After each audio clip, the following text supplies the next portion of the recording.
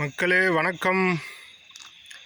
இன்றைக்கி நம்ம ஜோதிடத்தில் இன்றைக்கி என்ன டாபிக்னா குரு சம்மந்தப்பட்ட ஒருத்தருடைய ஜாதகத்தில் குரு எப்படி இருக்கிறாரு, அந்த குரு இருக்கக்கூடிய நிலைமையை பொறுத்து தான் நம்ம இப்போ பார்க்க போகிறோம். இப்போ மெயினாக ஒரு ஜாதகத்தில் குரு ரொம்ப ரொம்ப முக்கியம். அவர் என்ன பிளேஸில் இருக்கிறாரு, அவர் இப்போ உதாரணத்துக்கு துலா லக்னம், ரிஷப லக்கணங்களுக்கெல்லாம் பார்த்திங்கன்னா குரு 3, 6 அப்புறம் 8, 11 அப்படி வருவாங்க.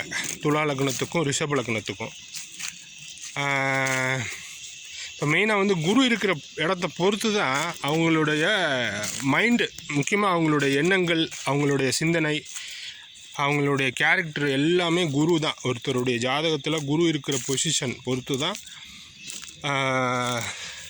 நம்ம அவங்க கேரக்டர் எல்லாத்தையும் டிசைட் பண்ண முடியும். அவங்க எதை பற்றி யோசிப்பாங்க. உதாரணத்துக்கு சுக்கிரனோட சேர்ந்துருந்தால் அவங்க சுக்கிரன்னா பண சம்பந்தமான விஷயங்கள், அதிகமான எண்ணங்கள், அதை எப்படி சம்பாதிக்கிறது, அதை பற்றியே தான் சிந்தனை இருக்கும். அதேமாரி அவர் எப்படி பாபத்துவமாக இருக்கிறாரா சுபத்துவமாக இருக்கிறாரான்னு பார்க்கணும். குரு கூட சேர்ந்திருக்க கிரகங்களை பொறுத்து, அந்த காம்பினேஷன்ஸை பொறுத்து தான் அந்த ஜாதகருடைய எண்ணங்களும் அவருடைய மைண்டு, முக்கியமாக அவர் யோசிக்கக்கூடிய தாட்ஸ் எல்லாமே அப்படி தான் இருக்கும். ஓகே மக்களே.